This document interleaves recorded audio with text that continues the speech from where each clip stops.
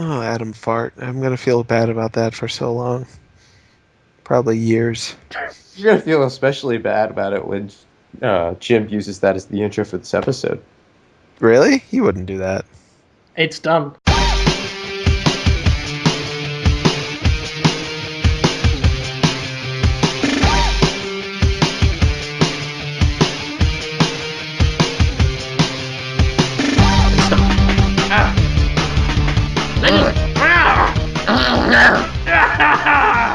Whoa. I am a mighty warrior of podcasts this day. Hello. Hello. Hello, lovely boys. Lovely people. Hello, ladies and gentlemen. Welcome to Podtoid. I'm starting in high spirits, but obviously that's not appropriate. That's not the tone I want to set on Podtoid this week. Because I don't want to talk about it, but we're going to obviously have to get it out of the way because we talk about Boston a lot on Podtoid.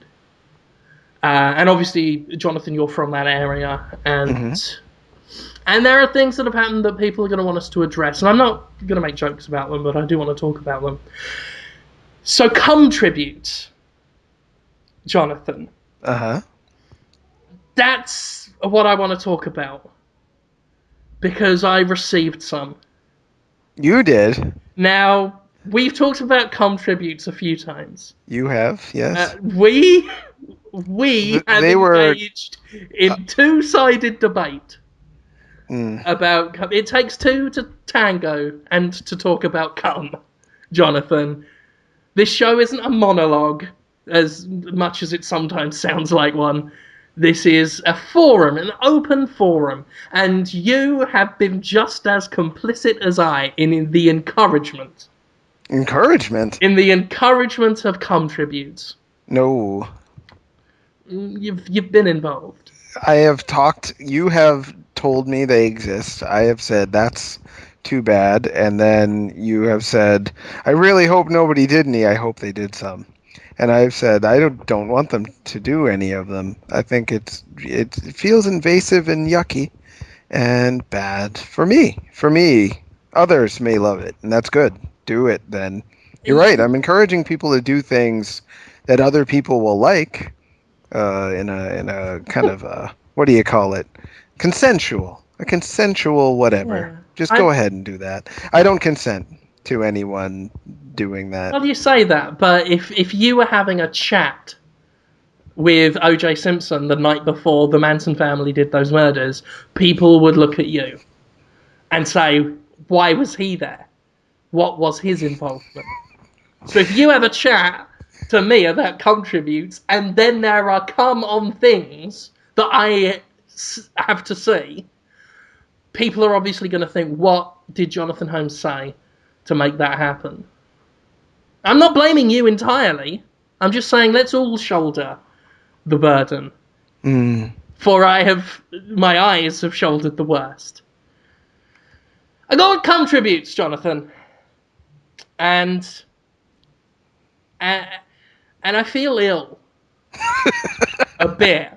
Because cum tributes, now for those who haven't been paying attention to the narrative of Podtoid, are where men show their appreciation for someone by sperming on a photograph of them. And I always found this fascinating. It's a fascinating thing. What if someone did it to us? And most importantly, what if someone did it to Jonathan Holmes? But then someone hinted that they may have done that, and I felt like a dagger had gone through my soul. And I realised if that person had done that thing, I would have done a terrible thing to you, Jonathan, by proxy. And I don't want to do terrible things to you. I want to do lovely boy things to you. What's a lovely boy thing? We'll talk about that later. I got some lovely ideas for things to do this week. But I said, well, okay, because I don't want to get out of this topic without seeing someone's semen, without seeing some semen on a thing. I like semen. I like photos of myself. Where's the harm? Yeah, And I that's failed. conventional logic, It sure. stands to reason. It You like stands to peanut reason. butter. You like chocolate. Exactly. I failed to realise, of course, the risk involved, because then you end up with, Peanut butter and chocolate all over your balls. No, we've all been there, man. What? We've all been there. there we go, or baked beans and chocolate cake, Yeah, whatever's your fancy. or, beef burger donuts. These things happen, Jonathan. And contributes happened. Of me, I was ill last week, as I said. So I was quite sick. And then I wake up at 6 in the morning, rather ill, and get an email from someone. I don't know if I should name names. I don't know how anonymous they want to be. Knowing Podtoid listeners, they're probably very proud of themselves. But just in case. But They're for going to know that we were talking about them. And if they want to step forward and say, I was the terrorist, yeah, I'm Spartacus. I'm claiming Sponticus. responsibility for this action in the name of Podtoid, by all means, then they can do it. Yeah. But without naming names, one of them was the same guy that did the Minecraft Jonathan Holmes anus video. So I've seen his splack on a photo of my face. And Is it real, you think? Or did he, get some cornstarch and some flour and... Well, that's the thing. I'm sure if I studied them long enough, I could determine. But not even I have that kind of will. Not even I have the steely determination to observe for a long time, for more than a minute, a photograph of me with someone else's semen on it. It's a different story when it's you. So wait a minute. Did he, make sounds? Yeah. They were photographs. So, it's just a picture with some junk on It's it. a photo of a photo with their spunk on it. Oh, that's probably fake then. Well, it looks really genuine. Both of them look really... Because it's not like they're, covered. That's the thing. It's the fact there's so little of it. That's some attention to detail, because they didn't go over the top. It's not like it's covered in someone squashed a meringue over it or something, or bit into an eclair and then just squirted the other end out. It's a modest amount of very jizz-looking jizz. On both of them. On both of them. Two different sources? Do you think they collaborated in some way, or?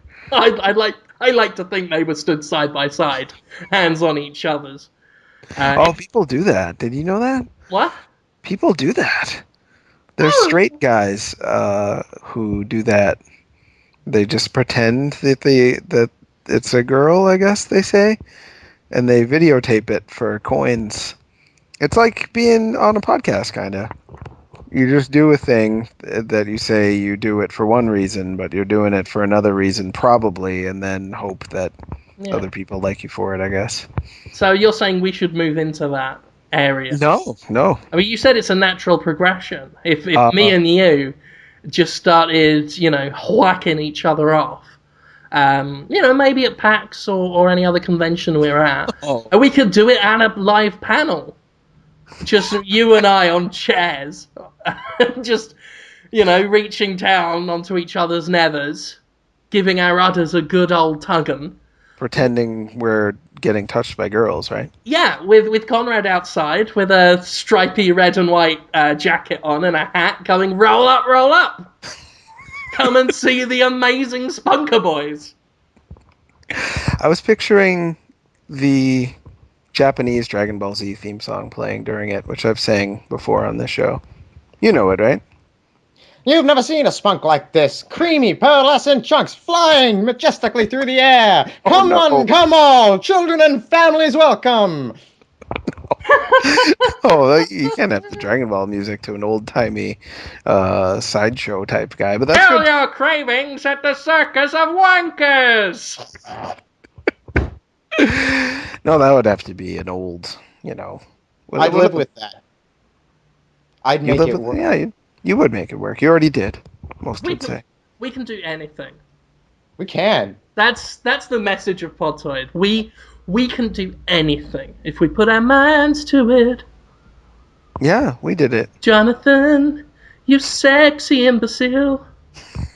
That's mean. It's a That's a compliment. compliment. It's mean too, because I think I'm a little. I don't think I'm stupid. I think I'm medium, I think but my Alex looks came are up with bad. that one for you. Sexy imbecile. Sexy imbecile, to carry on from sexy idiot, which was your previous That was also mean. herald. It's Yeah, not mean. I'm not sexy, No, it's but I'm at saying least hopefully a little bit got a brain. Because it's if not, then I'm totally lost. you're misinterpreting it. It's saying that you are so sexy. It's stupid. It's dumb that you are that sexually attractive to men. To men. Exclusively to men and and a few dogs. A woman put her boot up near my crotch, and her foot was in the boot, so I guess it wasn't. Technically, it was a foot she was moving, and the boot was just covering the foot. She's like, I like you, I like you, I like you, I like you, I like you, doing that. And I was like, I'm married. She's like, I know, don't worry about it. I got it out of there pretty She wasn't quickly. one of the patients and the. No, no, she's just a lady I know. I hadn't seen her in a little while. She's pretty excitable. So some people want to have sex with me, sure, but that doesn't mean I'm sexy per se. I don't meet the standard of beauty. People want to have sex with each other for all sorts of reasons, you know. People want to have sex with Tony Randall. They're like, yes, Tony, do it, because you were on that Odd Couple, and I grew up with that, and that was really felt close to you, Tony. So do me, you know. Fuck me, Felix. Fuck me in the younger. Yeah, I can see how that could work. It does. I am Tony Randall to some, I guess. So that's cool. It's better than Get nothing. your dick out, Dad, from Malcolm in the Middle, but only as him. That's the only role in which I find you attractive. Oh, well, he's just deeply unsettling at Breaking Bad. I mean, that's my first time trying to watch Breaking Bad. I had a roommate living with me at the time, and we had settled in. I had settled into watching. I was watching on the TV in the living room because I didn't know any fucking better. And you know, like 3 episodes in, he is effectively raping his wife in the kitchen, and it's this slow, awkward, detailed, like really wants you to understand the misery that this relationship is going to consist of for the remainder. And you know, my roommate has some friend come over, you know, some girl just comes, sits down on the couch, and this scene is playing out like right in front of, like, oh my god, this is not the most awkward thing I've ever experienced, but top 5, maybe. It's somewhere in there. Always Pretty a awful. delight. Yeah. Always Anyway, a delight. That Breaking Bad. I'm way behind on that. I watched the premiere of this season and then stopped and just said, I'm just going to wait till they're done. Is it done now? Did they finish the second half, or is that still summer? Is it summer that it's... I don't know. Yeah. We're in a compilation culture these days. People don't buy comic books once a month. They wait for the collection. They don't watch TV shows every week. They just DVR them and marathon them or buy the DVD when it comes out. Well, it's a clever thing Netflix did because they're doing original stuff now, and they throw the whole series up. They don't do it like once a week. The whole thing goes up. They did that with the Kevin Spacey House of Cards. Oh, that's right. The day it launched it all, I'm imagining they're going to do that with the Arrested Development new episodes they're doing. So, yeah, I thought I had read that they were doing it not like that, but I could check. I don't know. I could be. They might have changed. Or we could both be wrong. I'm just assuming and making an ass out of you and me. Well, you're just a guesser. There's nothing wrong with a few guesses here and there. I'm not going to be a guesser for long. Why? Because I'm going to be a shaman. You're shaman? I'm going to be a shaman now. A shaman? A shaman. That's how you say it in America, yeah, isn't it? Shaman, yes. I'm not going to be body shaman. I'm going to be a shaman. That sounds good. Two distinct... Well, it's a shaman stroke witch doctor stroke alchemist. I want to do all of the black sciences. The dark quasi-magi technology essence is... Okay, how do you do it? First of all, I need you to be my sex cauldron. Hear me out. I have everything I need to be a shaman, alchemist, witch doctor. I have got a necklace made of alligator teeth. I have got grass skirt. I have got a wooden mask with big round circles for eyes and a big round circle for a mouth, so it looks kind of creepy and weird. And I wander around the house wearing nothing else, going hum ba da, like that. What's missing from there? Um, a fireplace, a campfire, A cauldron a cauldron, though. to Yes. mix occult items. Now, where would I get a cauldron? I've got a laundry basket. I have a popcorn bowl. Yeah. I can help with that stuff. You have you.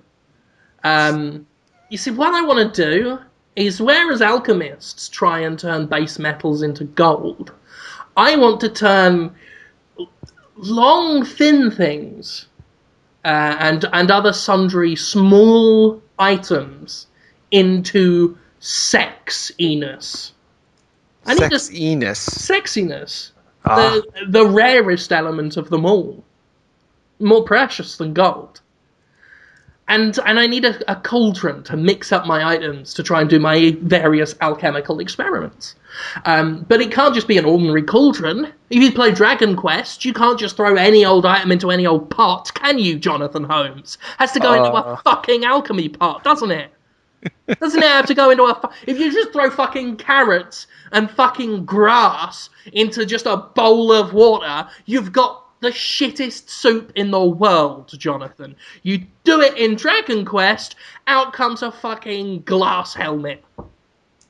Or a mithril saber. Wouldn't you like a mithril saber? Or do you want to chomp on grass soup like some sort of toothless cow? I don't know what mithril is. I've wondered that for a long time, though. Does it contain mana or something? I'm assuming it contains grass and carrots, according to my calculations. But I can't test that because I've just got bowls and buckets. I need an actual magic cauldron. And since I'm doing sexy experiments, I need a sexy cauldron. That's how alchemy works, for fuck's sake. So take your clothes off, Jonathan. Stand on your head, and then you'll be my cauldron. I can't. I am a man shape. I have holes. Yeah. But they are not big like a cauldron. That's not even a hole in a cauldron. That's just a gaping. It's wider on top than it is in the bottom. Oh, it's absolutely. More hole than anything else. I am mostly not whole. At the moment. Actually, now I was listening to NPR the other day, and physicists would say you're almost entirely whole. Really? Because there's just tons and tons and tons of empty space in between the atoms that make up our bodies. So, in actuality, you're mostly whole. And now, as a licensed alchemist, rearranging matter is what I do. So let's move some of those atoms into other areas of your body to widen the hole. Jonathan.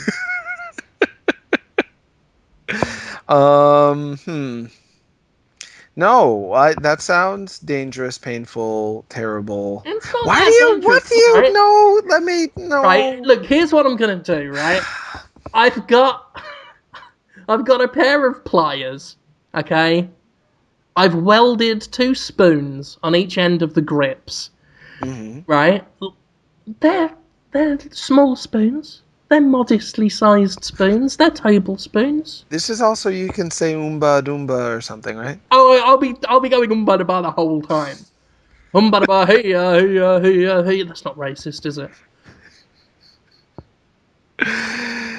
You shouldn't do that. No, it's not racist. It's fine. It's just brilliant. So hey. we all make sounds. Sure. So I've got my welded spoon pliers. They're greased up using voodoo grease. I just slip them in to the cauldron opening, You can use your imagination as to what a cauldron opening is, because we don't say that word for what I'm talking about on Podtoid. And so long as I don't actually say that one word, I'm not breaking my promise to you, Jonathan. Okay. So your a-hole, I didn't say it, goes in, right, we put the spoons in, and then I just pull the handles open of the Well, pliers. it's your A hole, your B hole, your C hole, right? Yeah, and I'm going for the prime directive.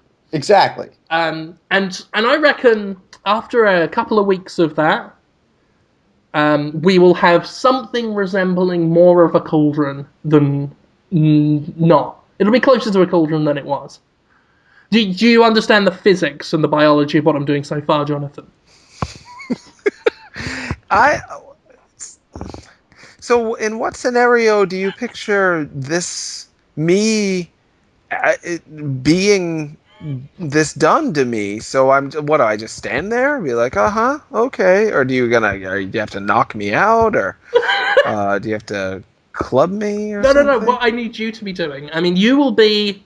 I mean, I'm trying to make this comfortable for you because you can't just stay stood on your head the whole time. So I'm guessing we'll have you like on your back with your shoulders and head and neck level with the floor, and the rest of it raised up on cushions and pillows and How do other you get me to that soft point? things. Huh?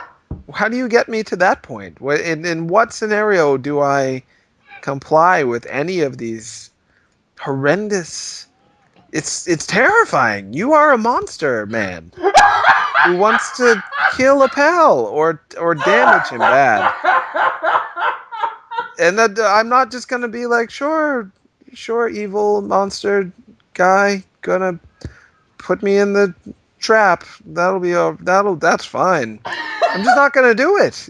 I won't go. I'll Right. stay home. Let's say, for the sake of argument, you will.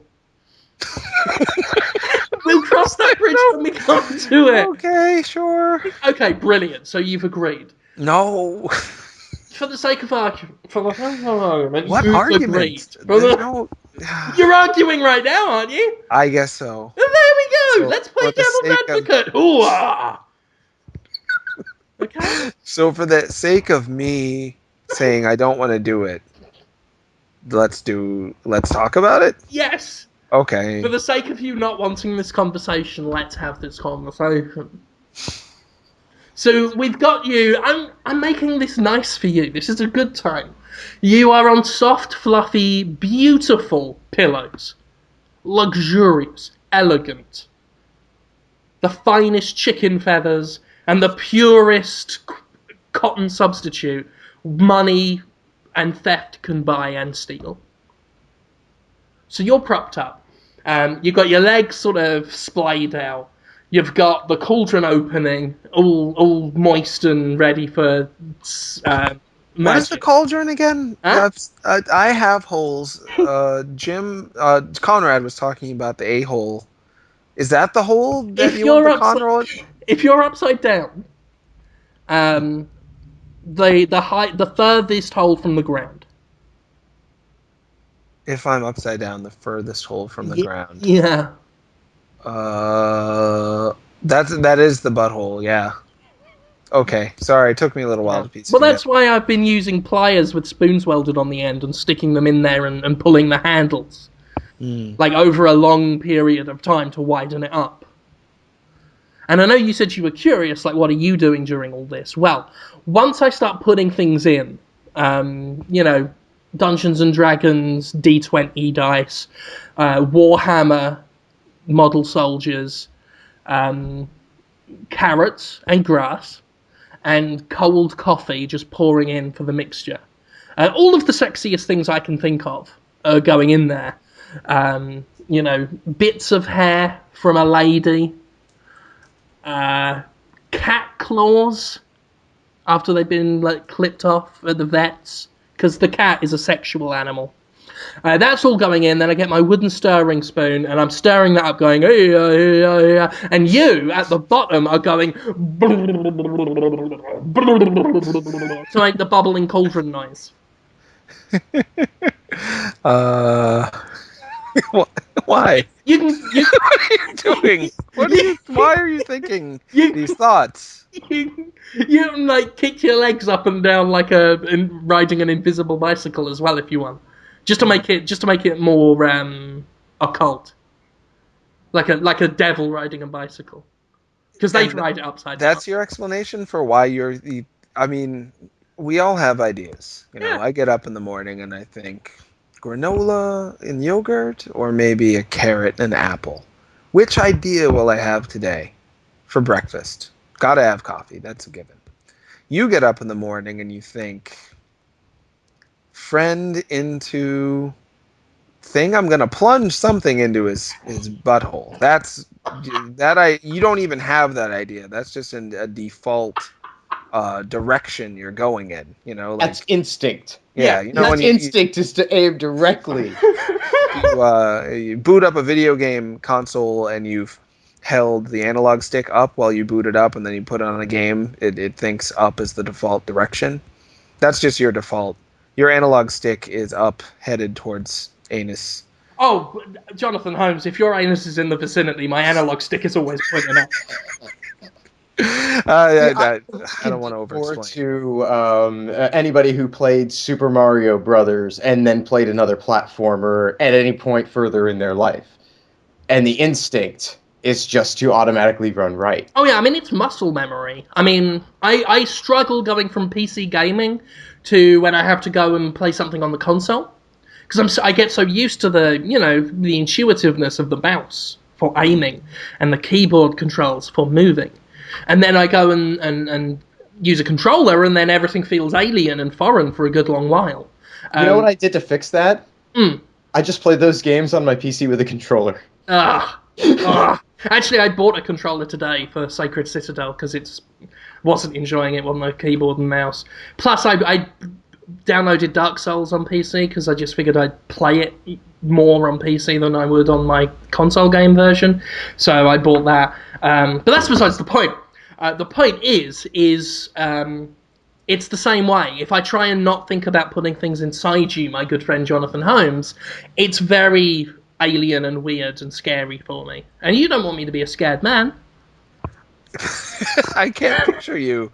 I can't even imagine you being scared. You fearlessly, in just how you represent yourself in your world, But if American teenage geared supernatural shows on television have taught us anything, it's that the most reckless and brave are also the most frightened.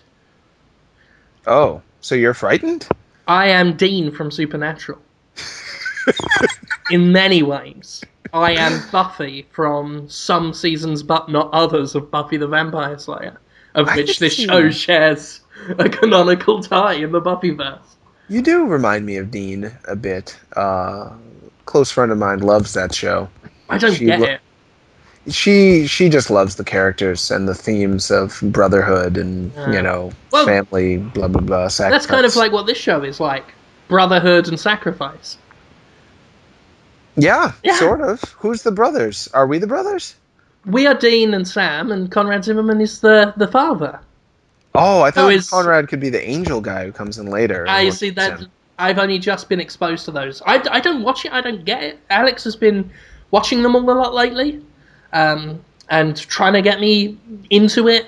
I watched like the first few episodes of the first season, didn't quite get it. I can see it's well made, and I've seen a few bits and they made me laugh. They looked pretty cool. But I think I'd mentioned on the show before, the first few seasons were written in part or directed in part by the guy who created The Tick, which is great. Yeah, it's made me like it more.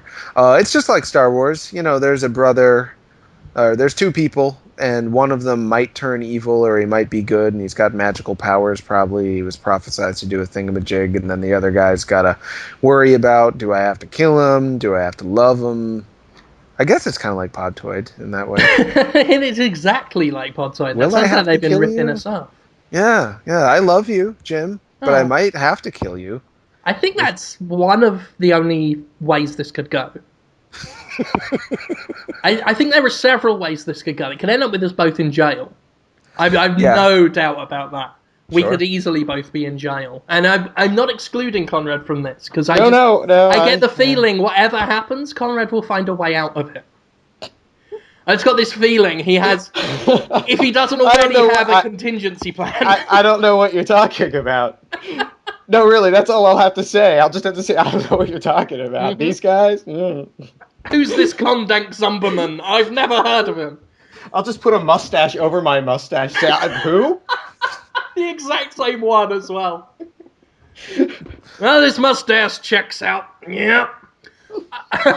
But anyway, yes, we could end up in jail, or one of us is dead. I can't think of any other logical progression for this show. I did wonder what was going to happen at PAX East a little bit.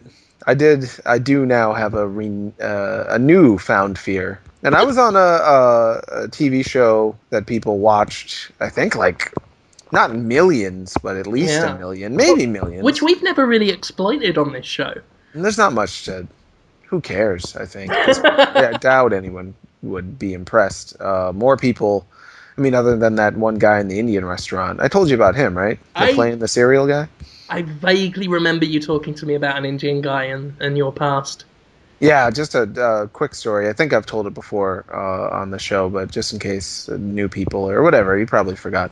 I went to go get some Indian food once, and as I was paying for it, the guy behind the counter said, "Did you play in the cereal?" And I said, "What?" He's like, "The cereal. Did you play in it? Did you play in the cereal?" A tip to anyone explaining themselves when they've just said something that makes no sense. Don't just repeat it with the words in a slightly different order, because the person will be less. Yeah, the cereal. The cereal. Someone who doesn't speak English and then saying it louder. Right. You know, it's as practical a solution. But I slowly pieced together that he wasn't asking me if I like jumped around in the Fruit Loops the prior weekend. In India, they call a TV show a serial, and if you act in it or if you appear in it, you play in it like a play. Mm. So yeah, he remembered me. He watched me in India, which is neat. But other than that, most people know me from Podtoid these days. I go to the gas station and that lady talks about Podtoid. You remember that? Yeah, I do. I haven't gone back to that gas station since because though she was very nice there. Yeah. Because maybe stabbed. She was really super nice. And I'm sure it always starts out that way. I've seen Misery. I know what happens. Well, Misery is a good example, but in this case, it's more likely one of the co-hosts will do that than a fan. Because I would love to do that to you, Jonathan. I would love to. I would like to see you dressed up as a middle-aged Kathy Bates living in a cabin in the mountains. Yeah. I practically am her. And I would just, God, I'd love to hobble you, Jonathan. Not in a mean way, just to do it. Just so that you'd be there writing about books.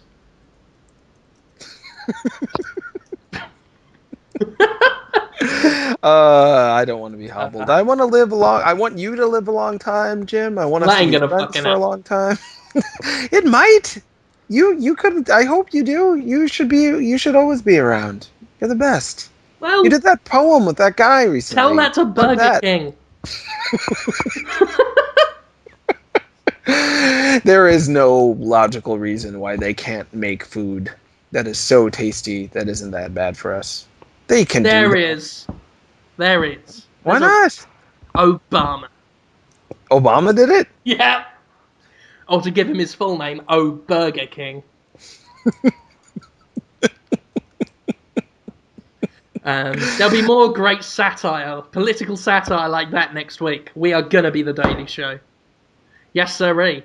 I did do a thing with the guy from the thing. Yeah, what'd you do? Got a new video series over on The Escapist. It's something of a...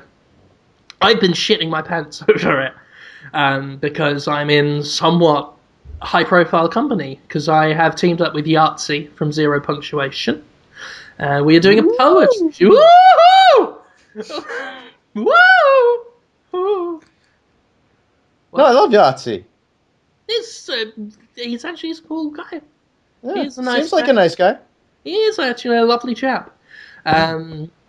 Yeah, I got to hang out with him quite a bit on the Escapist Expo last year, and we got on, and that's kind of why we ended up working on this, because we did a few panels together at the Escapist, and they seemed to work really well. And then it turned out he was talking about doing a poetry-like themed show, and I'd already been talking to Susan at the Escapist about doing some sort of poetry, because I did that poem once about Ekans. Oh, yeah. And I wanted to do more of that. Just sort of this flowery poetry that devolves into sexual degeneration. But then Yahtzee was brought on board and realised maybe save the sexual degeneration. And so it became a bit more satirical than that. So we do this show. It's called Jim and Yahtzee's Rhyme Down Spectacular. And every week we will be doing little poems about mostly video game things, but a few other pop culture things as well, as is in keeping with the tone and the nature of The Escapist. So, should be cool. Should be good. The first video was well received. I'm glad. So how many do you think there'll be? Until we don't do them. So you've already got a few more in the mix, so to speak? I'm sure Yahtzee does. Ah. I am wretchedly unprofessional. And by in the mix, it usually means I will do it the day before. Which I'm trying to do a lot less of these days. The Jimquisition now, I try and do a couple of days. Still haven't been able to do Movie Defense Force anything but the day before. I'm hoping to do the poetry stuff a couple of days beforehand, but I can't. A lot of video guys, when they do their video content, they normally do a couple of episodes in a day, you know.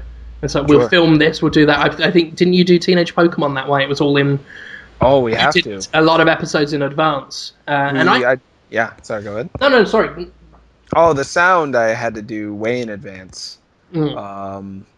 Just because the animation took like a month, and if something went wrong on one of the other episodes, then we'd have to put that one after the other one, or it was all a terrifying time, and I'm terrified again because we're starting it again. Season 2 got, I think, we haven't got the money or the contract, but I got an official green light to do more and a potential raise for the animators, hopefully. So. But I was going to ask on Podtoid, actually, if there's any Flash animators who want to work on it. They also want more episodes than we have animators for. So, and every person who works on the show is a Podtoid listener, so this seems to be the place to find good Flash animators. So, yeah, email me, jonathan@destructoid.com, and show me the thing you did on Flash. Yeah, anyway, sorry, Jim. I railroaded you. Oh, no, I was just going to say, I can't do that, what you do. I don't know why. I can't make myself work that far in advance. It's weird for me doing Jimquisition, because Susan specifically requested, which was a damn fair request. Don't upload these shows Sunday night when we've got to do them Monday morning. But it's been hard to make myself do them before that, because I guess maybe because I've just got so much else going on, I have to be in the this is imminent mindset to get it done. But I always get the shit done. Jonathan? Yeah? Don't go saying I don't get the shit done. Ain't no one speak ill of me. Your spontaneity, I mean, it's clearly part of your way of thinking and being. If you think too far ahead, the energy isn't there, I bet. The energy just come up with a thing. And the dread comes. There's less time to dread. Yeah, you just poop it out with your reviews too. You just pop a poop and it's just out. And it's great. Everyone's talking about how great it was. There are many who would agree that my reviews are shit. Oh no, that's not what I meant. Gosh darn it. Suda51 said that his games are just him filtering all the stuff that he takes in and then pooping it out. And there's a game. I hope you like it. And of course, people who hate his games would say, yeah, they are shitty, but they're not. They're just he's filtered everything that he is and that he takes in and puts in the game for us, and it's great. This is exactly why I'm so adamant on this whole shaman alchemy thing. I want to use your ass as the cauldron to filter all of the things I've put in and shit out liquid sex, which I will then drink to gain the powers of the sex, duality, raw sexuality. I'm not rawly sexual. I am slightly. You're a conduit, is what I'm saying, I or a look conduit. ineffective. Well, if we just work the conduit long enough, you'll become raw, and then it'll be fine. It's really. You look at men, you know, and Yes, you'll I be like, do. that man he's probably a capable young sexual dynamo filled with urges and stamina, intensity, interest in sex. Then you scan over to a softer, balder, lost, tired. He's not the one for the sex. He doesn't have any left in him. He's gonna be 40 soon. He just wants to, eat Life granola begins at and walk. 40. It really doesn't. Jonathan, your strife begins at 40. My strife. Especially with the birthday plans I've got for you. Birthday plans. You don't know when my birthday is, do you? Huh? No, Tony Ponce will tell you, I'm sure. He knows Well, now that I know he knows, he knows everyone's birthday. I will He's not pump like him a for cat. info. Uh, And then I will pump you with info. Sinfo. Whoa, that was I'm enjoying those plays on words. They're good. And I hope you will enjoy other plays that I will put in your ass, like Medea's Diary of a Mad Black Woman is one play I will put in the cauldron because Medea is sexy. She's a sexual beast. And we put that in because unlike you, Jonathan, I'm not shallow. I'm not a shallow man. I recognize raw, rough, ready sexuality in all body types, in all backgrounds, in all faces, in all faces? hairstyles. All of them? All of them, if they're over 18. Frankly, over 21, because below that, they're boring. Yeah. It doesn't matter to me if they're beige and soft and bald and have tired eyes and are called Jonathan Holmes. I will see the urges, the testosterone, the rampant bull-like supercharged electric sex power in a man that he may not even know exists within himself. Maybe. I mean, no. I'm sorry. And that is why I think it's a very reasonable request for me to force you upside down and put books and dice and little plastic toys in your asshole so that I can mix it all up to make something wet and gelatinous that I can scoff down so I can be a sexy man too. And then maybe I will be the sexy boy like Shawn Michaels, and I will walk around town going, he's a sexy boy, sexy boy, I'm not your boy, I'm just a sexy boy, I'm not your boy, Is he related to Shawn Michaels or Brett Michaels? Is he related to the singer for Poison? I've always wondered that. I don't think so. No, that's too bad. They seem great. I think my problem, and we should talk about video games soon. Maybe I won't talk about my problem. Let's talk about video games instead, huh? Okay. Excited? There is one topic I want to bring up with the video games. Yeah? Yep. I think I'm cute. Hello, I'm sexy. I got the look that drives the girls wild. Have you listened to Divine's disco music and dance music? Divine from the John Waters films? The only disco I listen to is Patrick Hernandez. I'm not familiar with Patrick. Be familiar. I'll look familiar. I'll look into him and get familiar with him. But Divine, you should have an album, Jim. Max Scoville just came out with a song, which is good. It's on SoundCloud. Follow him on Twitter. You'll find it on there. It's good. I think we all should be musicians because it's just fun. I have And no musical talent. I'd love you just sang it. You just sang the boy toy. You have what people want. People will take your songs and make them their ringtones, Jim. You've seen it. Yeah, mad people. No, they're fun guys. Broken people. Regardless, they are the customer. Do you know and what the I customer call... is always right. You know what I like? Rather than calling them Podtoid fans, I'd like to officially call our fandom The Shattered. Some of them are just rambunctious, happy youths who love a unbridled and freewheeling creative spirit, and that's you, Jim. You are the spirit of wonder in many ways. You could be a Miyazaki central figure, like a Totoro, or the spirit of the forest, like in Princess Mononoke. You just show up and glow with this energy that makes people feel something. Depending on the person, if they do feel it. You are the spirit of the forest. People don't feel much from me, Jim. Only you. No. I tell you, want to know why you're the spirit of the forest? Yes. Because you never fail to give me wood.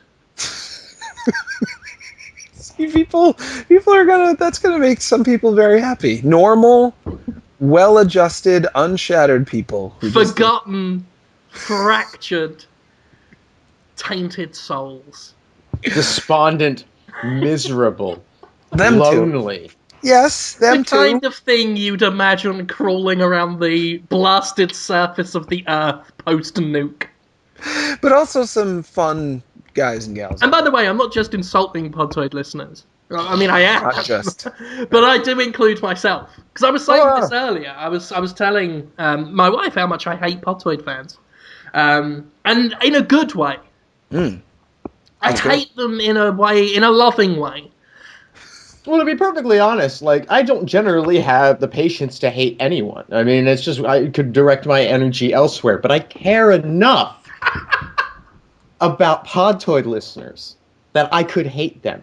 And the thing is I expect them fully to hate themselves and each other, and most of all, they should hate me.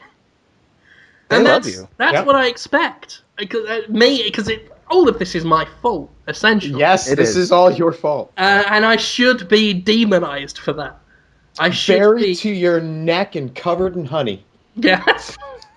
I fully want one day for one fan to burst into my room and bash my head against a water fountain and drown me. No, too merciful. Something. It should be, real torture type stuff. This should be the stuff that would make people in. Have you seen Saw? You've seen Saw, right? The first one I have. Amateur shit. That's honestly, the kiddie pool. I honestly think that some of our fans could do things that would make Jigsaw think, "Oh, that's a bit much." Well, I never got to say that Divine sang songs like "I'm beautiful, God damn, I'm beautiful," just in front of a mirror. People ate it up. Tons of money. Music video on YouTube and MTV. My favorite song by Divine. Tonetta. Yeah. Perfect example. Tonetta's fantastic. Ran with it. By the way, Tonetta, his music videos are interesting. Works of art. His cookery show is beyond my dreams. I didn't know he had a cookery show. Listeners of Podtoid, if you're not familiar with Tonetta, you should be. He may be the artist. Do you want to understand our fearless leader? Clearly, as a human being, I think he considers Tonetta to be one of the greatest living artists today. He's Dale North. Dale North. Yes. Dale North of Destructoid.com believes obsessed with him. Yes. In many ways, he became a kind of patron saint of Destructoid. A lot of the Destructoid editors have been obsessed with the guy. But I found... Well, actually, Alex, I think, found them first. He does cookery shows now, where he shows us him cooking things. Mostly pasta in a dirty frying pan. What's he wearing during these shows? Nothing. He takes great pains to tell us that he does all his cooking nude, and then watches watches a really badly degraded VHS of Scarface. You just like look up on YouTube Tonetta Cooks, and he's got a few videos up of him showing us cooking. It's magnetic stuff. It's like being on morphine watching the guy talk while he cooks. Even more interesting. Corrine hasn't found him yet. He's a real Harmony Corrine type guy. But once you've watched all the cooking shows, Mm-hmm. Go on Vimeo, not YouTube, Vimeo, to find all of his nudes. His nudes? All of his nudes. Dale was so happy when I shared this link with him, especially the video where he turns around, this old, naked, fully naked, you see his cock and balls and everything, playing with a bag of snow, turns around, pulls his ass cheeks apart and farts for us. And we see his anus and everything. Tonetta. Magnificent man, wonderful artist. Check him out. And Divine, too. Divine has this song. Come on, I've sang this for you before, right? T-shirts and tight blue jeans? It sounded familiar when you sung it. Yeah, that other one I don't think I had, but T-shirts and tight blue jeans. It starts off just some men going, T-shirts and tight blue jeans. T-shirts. I like it. I like it. It's pretty good. Awesome. Yeah, check it out. Check it out, guys. Video games. Oh, yeah, I suppose we better. Liberation Maiden is getting a text adventure? No. A visual novel for the PS3. Oh, God. I was starting to think that Grasshopper and Suda51 having merged with Gung Ho, I think is the name of the company, and Lollipop Chainsaw being one of their better selling games. I think their most shipped game. And now Killer is Dead looks really slick and like it could have a lot of mainstream appeal. I thought, oh, they're gonna just be normal guys. They're gonna be like, Metal Gear now. People, everyone's gonna love them. But no, they're making a visual novel for the PS3. Because, of course, they are. Liberation Maiden. Yes.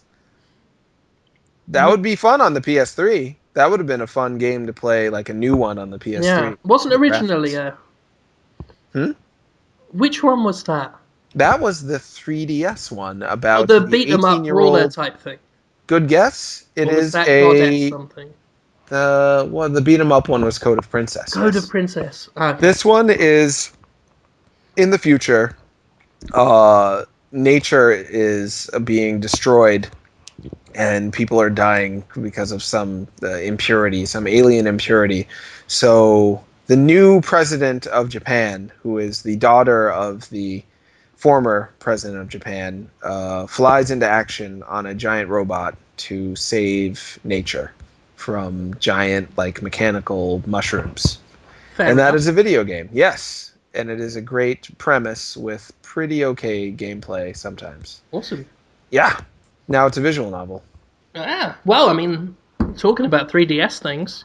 Yeah, that's another subject we could talk about. I think the most exciting... I'm sorry, I didn't know what else, because I've got nothing to add to that. I thought you was just telling us. That's okay. I'm done with it. I announced it for the people. Now they can Yeah. go look into it. Unless you want to say something else. Nope. Have you got any hot scoops? Because you're a newsmaker. I did accidentally make some news a couple of times. In Japan, even. Just one time in Japan. But no, I don't have any hot scoops. Last time, what you said on Podtoid got quoted on blogs. It felt weird. My tweets and me talking about a couple, or more than a couple, Vita developers used to be on 3DS, but they moved their stuff over to Vita. That got talked about. Weird. You're in with all those indie devs. You can get the hot indie scoop. I guess. Hopefully they're all right with me saying things. They said don't tell anybody, and I didn't tell anybody. You told they everybody. Were doing. I told people that things were happening. I wouldn't name names. Ooh, that would be bad. Like if, everyone around town is snorting crack, and they say, well, don't tell the cops, I'm snorting crack. Are you allowed to tell the cops, oh, crack was snorted? It's bad. Are you being an informant? Actually, I think it's your duty as a citizen to inform your local constabulary. Really? So I'm not a rat? No, I am fuck Brad. you. Snitches dig ditches and get buried in them. I can't tell if I'm a snitch or not for those Vita developers. But anywho, yeah, 3DS. I guess they don't need those guys because crap almighty. Didn't they? All those Yeah. games happened today. Well, I mean, because I've been heavy in the review stuff today. Not been able to. Didn't really do any work on the front page today. I slept in. I missed the whole thing. But I did give the the front page a skim. I mean, you've been working hard enough as it is, Conrad. Anyway, go ahead. Been skimming the front page, and Link to the Past sequel. Yeah. Exciting. Well, That is Mario exciting. Party, new Mario Party happened. Yeah, Then new Yoshi's Island happened. yeah. Then Bravely Default got announced for the US. Racist. And then Link to the Past sequel got announced. Then those Guild 2 games got announced. So many things got announced. But yes, out of all of them, Link to the Past And sequel. that's the one that caught my eye. It did catch a lot of people's eye, and it was interesting to watch the psychological. It's like the stages of grief. There's like stages of Nintendo announcements. The initial like, oh yeah, that's gonna be so good, and then you look at it and you're like, what? No, don't do it like that. Do it like I like, you idiots. And then you look at some more screenshots. You're like, well, that could be really good. And then you hear other people who are 2 stages behind you being like, oh, it's so awesome. You're like, wait, it's not that awesome. And then you get in a fight with them. Or you see the people are like, this sucks completely because the art direction isn't just right. And then you get in a fight with them too. And then everyone just fights all day. Yeah. I sleep in. You're probably better off. Well, no, you're right. I think you're correct. But what are they doing with Link to the Past then? That's not how you would have wanted it done. Just Who, to me, sate my personally? curiosity. Yeah. Oh, well, it's who knows if the graphics are placeholder or whatever, and I haven't even had a chance to watch the video of it. I've just seen screenshots. It might look very different in video, but the art direction just lacked a lot of energy, or it seemingly, I hate to use this term because it's usually wrong to say a game looks lazy, but it really doesn't look like they were inspired to do anything other than just make some really generic 3D models and say this is a Zelda game now. I mean, it looks worse than Dylan's Rolling Western does, art direction wise. A game that's out on the eShop already. It looks less. You know what it kind interesting. of reminds me Schmo? of? Yeah. Relentless, Twinson's Odyssey. Visually, that's what it reminds me of looking at this screenshot. I don't know what that is. Relentless, Twinson's Odyssey. Yeah, it was 2 games. I think it was made somewhere in Europe. I can't remember where. This wasn't the game that in England would be known as Little Big Adventure, would it? It would be that game, yes. Okay, I know where we're going. Yeah, and that's a really cool little game. It's kind of if I'm not mistaken, it's kind of grid oriented. Yeah. Yeah. Maurice Tan actually bought me. Did he buy me them? No, he got me 13. Someone got me the Little Big Adventure games, which I hadn't played for years, and still haven't played because I'm so busy and lazy. But I really appreciate that someone sent me those on Good Old Games. Was hooked on it for years because it felt like something to explore, and it had a really unique art style, and it wasn't the most attractive thing on the market when I got around to playing it. It probably looked pretty good when it came out, although I still don't think it was cutting edge. But they managed to use early 3D models in a way that was visually appealing, and not like, oh, we got to push to the tech edge. They didn't go for realism. It was really just they kept it game. stylistically simple. Yeah. Rather than do something like some of the other contemporary games would do, which is, maybe like Final Fantasy VII or something, where the art style was all complex and beautiful, but done with blocky models. Whereas Twinsen the world was already very simple, and that leads to elegance, and I think that's why it looked so compelling, if not good. And it's a wonderful little world. Is the Little Big Adventure stuff. I mostly spent my time watching my brother play them, and I think he still does now and then play the old PlayStation version. But that's good. But the thing, going back to Link to the Past, the thing that I don't want to say annoyed me or turned me off, because I'm still really excited for it, but once they started mentioning, Link can turn himself into drawings and get 2D like Paper Mario and do things, it's that was my reaction. I'm sure that's neither going to be, a deal breaker or a deal maker, but it's just one of those ancillary, it's not really what I care for in a Zelda game, this whole where every game has just the one overbearing new idea that we're never going to see again. Listen, I'm not that bothered by it, but every time I think about that one element, it doesn't excite me in any way whatsoever.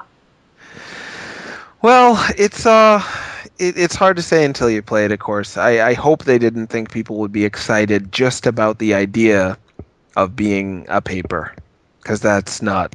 I don't think anyone sits around and thinks, it'd be fun. I'm paper. It's just not that Well, we fun. couldn't even get you excited about being a cauldron, so That idea doesn't even sound good on paper. Oh! Well, with Link to the Past, it's like next to Super Metroid. I would say it's the most revered, Exploitable. Exploitable. No, because From a nostalgic perspective. But if they fail, Well, Other M, depending on who you ask, is either a bad game or a okay game. And Adam please, we're Dork. so goddamn stupid. They could release a couple of more DS Metroid games, and we'd love the goddamn series again. I know. But what I'm saying is, if Other M was just some average game that came out, if it was just called, Shoot the Guy, that terrible name, you know what I mean, then people wouldn't be too upset about it. But the standards were so high. Would have bought it either. Oh, that's true. Fewer people would have bought it, but would you have been better off making a game that a bunch of people at least were satisfied with, or a game that more people bought, but almost I everyone? don't know. I guess the question is, how many people do you want to be able to feed the families of? Yeah, true. Well, if you make your game with a low enough budget, then you can feed the families. And I agree, but it didn't seem like a very expensive game to me from what I saw. M? Well, the cutscenes were pretty nice, actually. It's weird. But my point being that even if Other M just came out and was like, hey, weird new Metroid game, but it is not a direct sequel to Super Metroid, then people would have been like, all right, take it with a grain of salt, see how it goes. But saying it's a sequel to Super Metroid, it's like, it's coming out with a sequel to Citizen Kane for a lot of people. In 10 years, someone will come along and say, no, that sequel doesn't count. It's not part of the canon. We're going to make this one. This is the true sequel. Yeah. And we'll lap it up. We'll be like, Other my M. God, they're finally doing it. They're going to fix everything. Yeah. Oh, God, what's with those graphics? I'm holding out hope, though. I think the graphics, they're not... I think people hear Link to the Past and they think, oh, this is going to make me have that Link to the Past feeling that I don't even really understand, but I know it exists, and it's a unique feeling I have for that game. I'm going to get that feeling from looking at these new screenshots. Oh, no, I don't. I totally don't. That just looks like a little plastic guy. And the same with Yoshi's Island. People were upset with the art direction on that, looking kind of plasticky and fake, where both Link to the Past and Yoshi's Island had a real organic look to them. That seems to be lost. But who cares? Maybe the games will be fun. I hope so.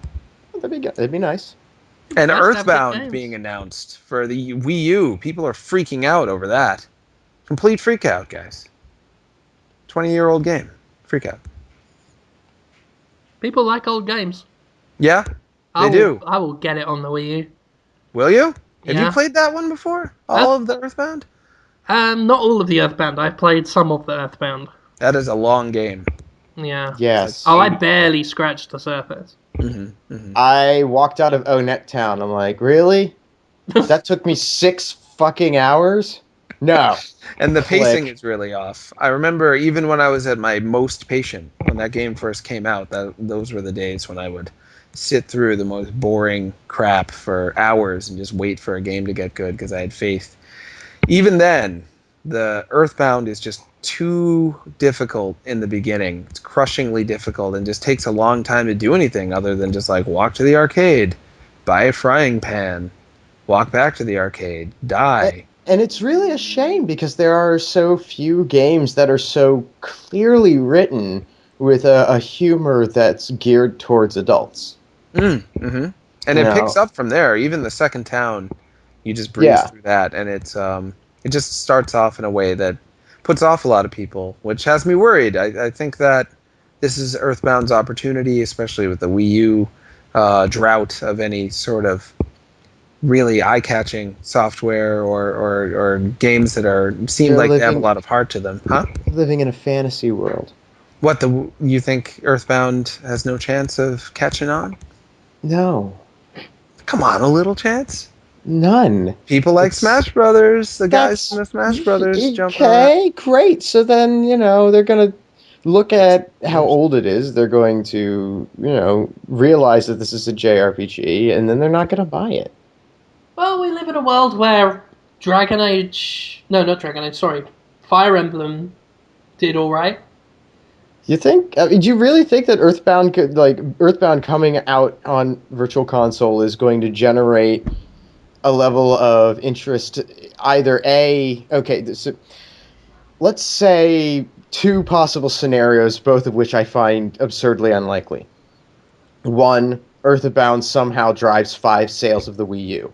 2, Earthbound somehow sells enough units within the limited market base of Wii U users that they feel the need to produce or, I don't know, release, Or even just localize localize, Mother yeah. 3. Yeah, but they're not going to... They're not... No, they could take that fan translation, just sort of proofread it, slap it in there, say they did it, and it'd Oh yeah, still the be too fan much gamer work for guys would them. be.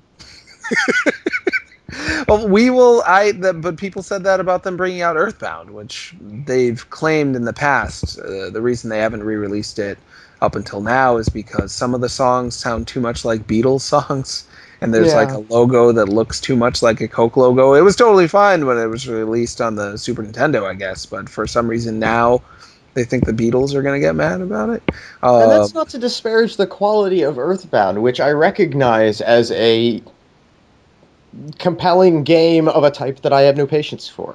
I love it. I'm buying it again, and I will. Now I know the tricks to power through that opening town, so I don't care. But Yeah. in fan polls, from what I've been told, up to like 300,000 fans said back in the days of the Wii's height of popularity, that was the game they wanted most on the virtual console, and the whole fan gamer community is huge, and they started off just a Earthbound fan site, and then grew into a company based mostly on just selling Earthbound crap.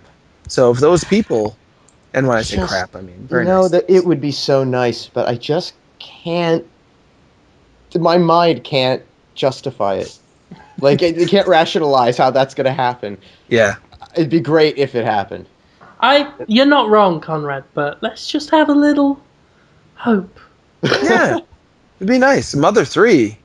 It is kind of a shame that they're going with Earthbound instead of Mother 3, because Mother 3 is just 100% fun from the beginning to end. Well, they might be playing that whole testing the water.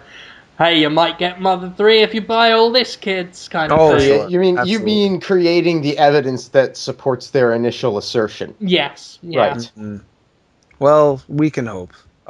It is interesting, though, that they didn't bring it out for free like they did in Japan. Well, no, That they're 'cause going they to make know- money for it. They know that of the people that will download that, they can make a mint. Mm-hmm. They can't sell Wii U's with it. They can't introduce new people to it. But those 300,000 people who wanted it, they can get 15,000 of those to spend money. Mm-hmm. That's not very many. It's enough. It'll be enough for the port job. $150,000 is more than Nintendo's made on Earthbound in the Yeah. last 10 years. It'll make money when you're essentially just putting a ROM up on a service. Sure. And they did that with Sin and Punishment on the Wii Virtual Console.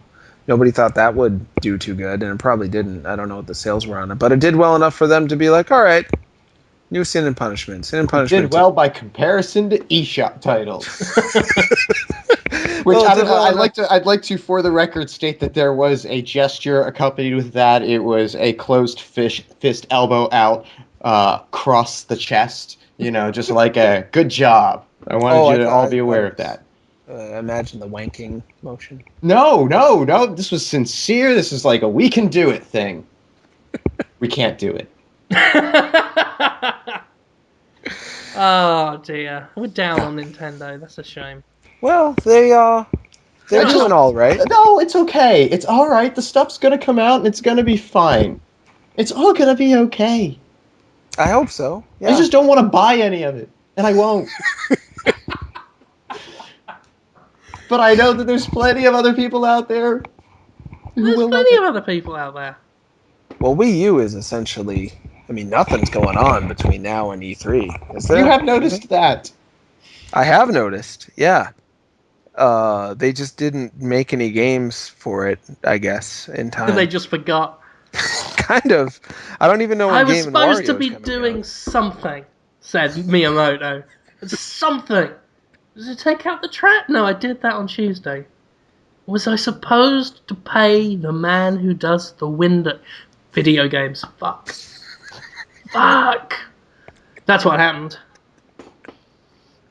They more than ever, and I think they're rising to the challenge and enjoying it. I think they are excited that they get to make A Link to the Past 2 and another Yoshi's Island, and they're pulling out the big guns in terms of IP and stuff that they enjoyed making 20 years ago because it must be fun. Because they don't enjoy doing anything else now. Well, they're old. I mean, they are the Yeah. Paul McCartneys of video game development. They are the oldest developers we have, pretty much. And so we get to see what happens to developers who are probably past their prime in terms of new ideas, but are really good at crafting stuff and know their audience really well. The same way old rock and roll stars are now. And what do? They often do stuff that sounds like the songs you like, kind of, but it's a little bit wrong and they're a little bit crappier, but still pretty good. It's better than nothing, I guess. And that's how I see them anyway.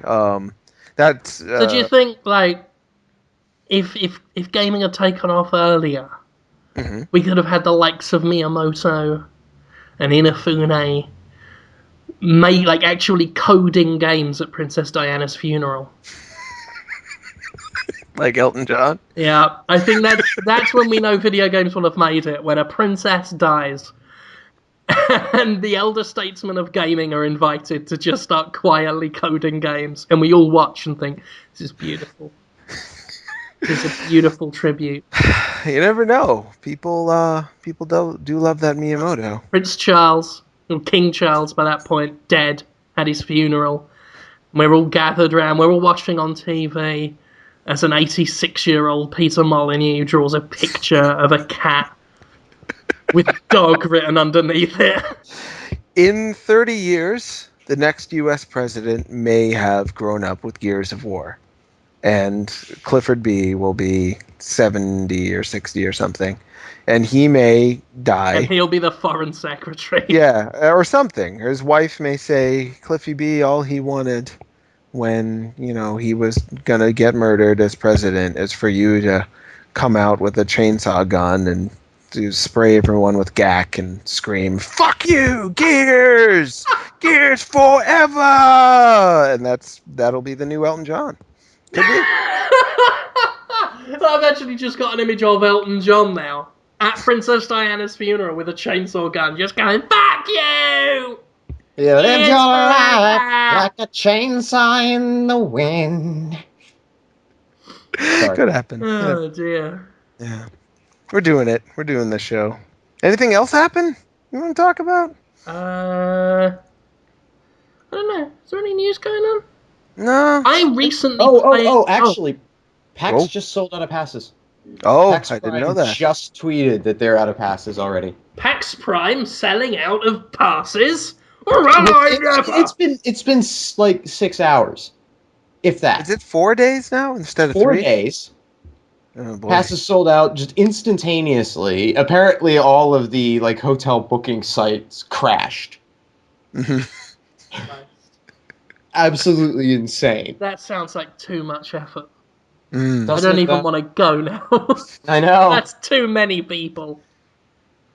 So And if you it's wanted to come and see us do a live Podtoid episode and you didn't get your passes because you had no warning whatsoever that they were going to be on sale and hadn't been madly F5ing the Penny Arcade website, 12 times a day to make sure that you hadn't missed your opportunity to buy passes, hey, sucks to be you. Yeah. I've seen on eBay. I didn't know it was sold out already, but even before it was announced that it was on eBay, $300, $400. I for saw a 4-day someone on pass. Twitter make or someone made a comment somewhere to me in reference to something that I never saw the original source of the information, so I have no way of backing this up whatsoever. However, somebody suggested that there might have been a problem with the servers there, Hmm. with the ordering, and they had a queuing system lined up for people to, you'll be able to buy your passes, your X number in line, but they weren't properly clearing the cookies. And so people who had bought their passes could then go and find themselves back in the front of the line again and buy passes again. I don't know that that's how that went down. If it So did, one my man has God. all the passes. I hope not. I really hope not. But people should be watching eBay users and so forth. And if you see somebody's gotten their hands on a whole mess of passes, I mean, I don't.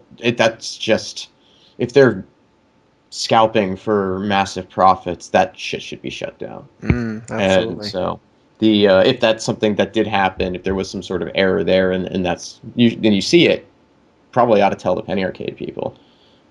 I mean, they should, want to deal with that in some way, I would think.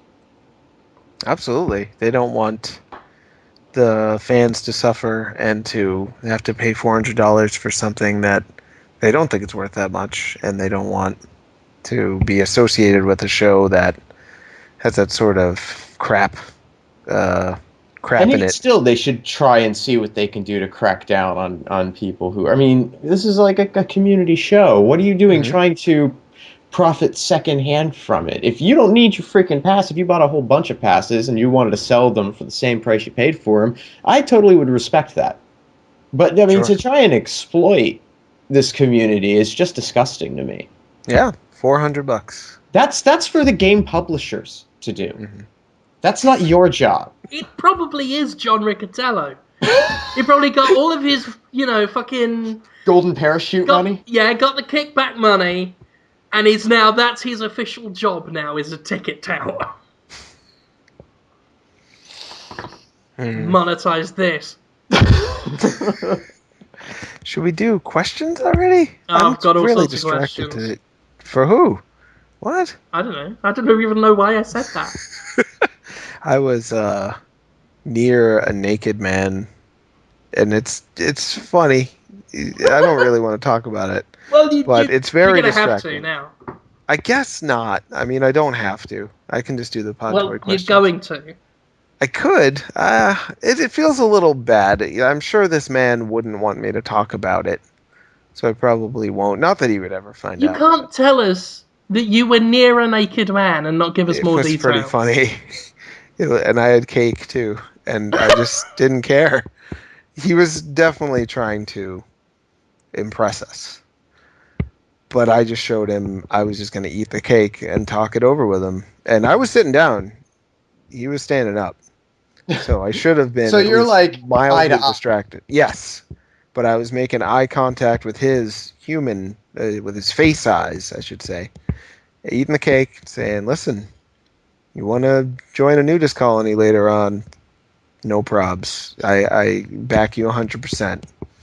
Right now isn't the time, though, for the beans.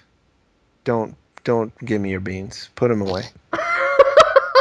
Put Just your don't do it. beans away. I'm eating cake. Yeah, and I just ate the cake, and he thought it was a little funny, but he didn't. He didn't laugh. Did this That's all episode I'll just say. wrap itself back around to its beginning again? Weren't we What, the talking about penis? beans and cake? Yeah, Like, and oh my god, you are the this. luckiest man in the world, Jonathan.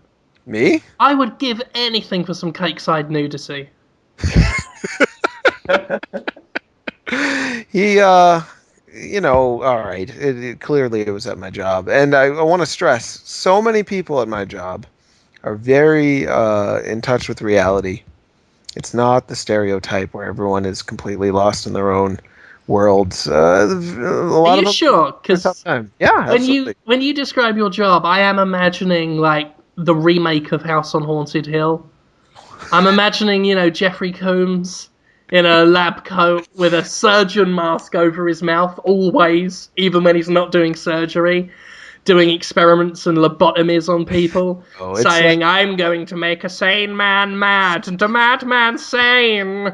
And I just drills all the time. Like, it looks more like a dungeon than a clinic. And you can See, just constantly hear. I yeah. have a completely different imagining of it. I imagine it's just girl interrupted all the time. Oh, it's not like that either. No. It is like a doctor's waiting room, except bigger. Are you And then, sure you don't even hear a little bit, like a circular saw going through bone, and just actually, I've got to cut your mental arm off. there's vacuuming that's really annoying. That sounds a bit like a And drill. actually, this reminds me of a sudden Willem Dafoe movie idea I had that's not that good. Brilliant. I had one as well, not very good. We could put them together, and they might make a half decent one. Okay. Should I go first or do you want to Oh, go? by all means, go first, sir. Okay, so one of the people that vacuums at my day job came in to talk to me while I was doing very annoying paperwork. She is a house cleaner, I guess, but she's a hospital cleaner. And she comes in, she's like, "What do you do? What do you do here?" I'm like, "I'm a social worker." She's like, "You go to school for that?" I'm like, yeah, I had to go to school. She's like, "Cool, I'm gonna go to school, I think." My English isn't very good, but gonna be a cosmetologist. I'm like, "That's great, cosmetologist. That sounds okay." I have to get back to this paperwork. She's like, "But I love the people too. On the weekends, I'm gonna be like a music person, but I don't play music. I'm just gonna dance. I'm just gonna dance for them, and they'll get involved too. They're gonna love the dance. It's gonna give them some life, some energy. It's gonna stimulate the brain, and they're gonna feel good. I'm gonna do that here at the psychiatric hospital." I'm like, "Great, that's okay, dude. Maybe they'll want that. Maybe they'll want just a person to dance." And she's like, "Yeah, and comedy. I am a really good comedian." I'm like, "You're a volunteer stand-up comedian?" She's like, "Yeah, I'm going to be. I'm going to go to cosmetology school and then just volunteer at old folks' homes and psychiatric hospitals to tell jokes." I was waiting for her to laugh.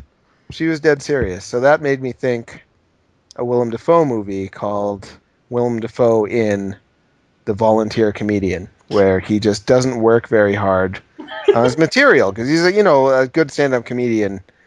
Works really is very self-critical. Yeah. Runs their stuff by other people. Sometimes gets writers. Volunteer just shows up at the old folks' home where they're a captive audience. They can't leave, and he's just in the dining hall being like, "You know what I like? Sausage in my fucking face. Yum yum, give me some." You hear what I'm saying, Jake, in the back? You with the iron lung there. You love this shit. Eat it up. Eat it up. Just on and on. And they're miserable, and everyone's sad. But he's a volunteer comedian. He's better than nothing. So, take it from there. That's all I got for now. That's a good idea. There's a good baseline. Oh, thanks. I Yeah. also like how your Willem Dafoe voice. This probably won't mean anything to you, Jonathan, but it sounds exactly like the guy who does all of the voices for the ghouls in Fallout 3 and Fallout New Vegas. Oh, that sounds like a compliment. It's good. It makes me laugh. Oh, thanks. Makes me laugh. I've got another, just a brief Willem Dafoe idea. It's called The Devil Brings French Fries. And it's about these two, like, occult devil worshippers who start with. They're normal people. They both got day jobs. Brendan Fraser is one of them. He plays a TV cameraman for a local news station. James Spader is a lawyer. So we got James Spader and Brendan Fraser, and they meet up every night wearing hooded robes and just with their mouths visible, and they stand in front of each other and with their holding their hands under their sleeves, so they got that whole one sleeve thing going on in front of their chests, and they just go oh, oh, like they're like an inch away from each other's faces. It's really awkward. And their noses are almost touching, and their mouths are hanging wide open, and they're just stood in front of each other.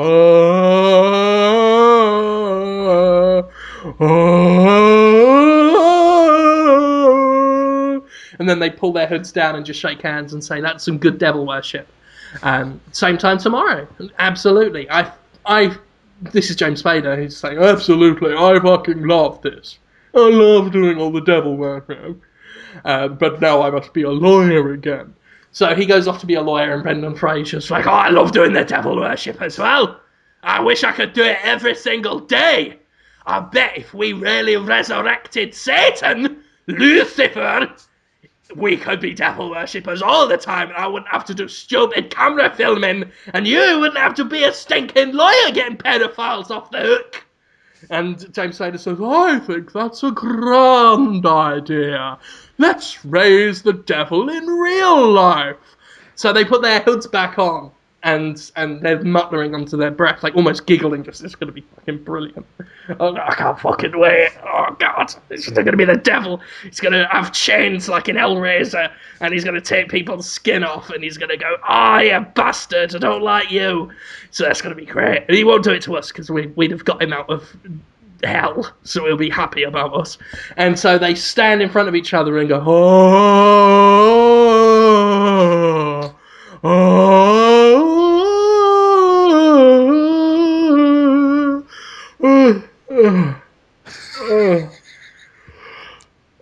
yawning."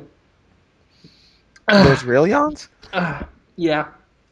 I was thinking about yawning and doing that, and that made me yawn. So they both yawn, and then they kiss each other. Because they said the logic stands that if God hates gay people, which he, apparently does, he's like, God is a terrible fucking homophobe. So if you and I do proper deep kissing with tongues out, the devil is definitely going to come. And James Spader says, "That sounds mighty saucy. Let's do that, please."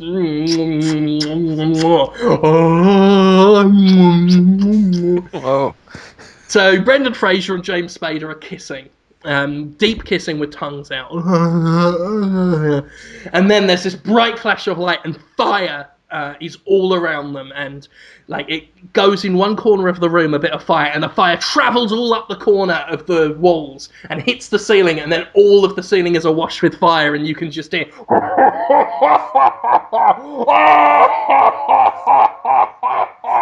I'm definitely Lucifer! You can't prove otherwise!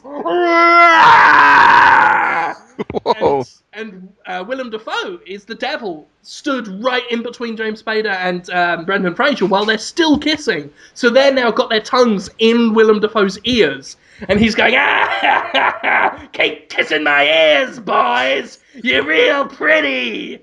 And Brendan Fraser is done up like Ron Perlman in Hellboy. Like, we'll get the same guys, like bright red face, big horns, like too big, if we're honest. Like, they're almost touching the ceiling, and he's just a normal-sized man. And he's bright red, wearing a cut-off denim shorts and a Stone Cold Steve Austin t-shirt with the sleeves cut off.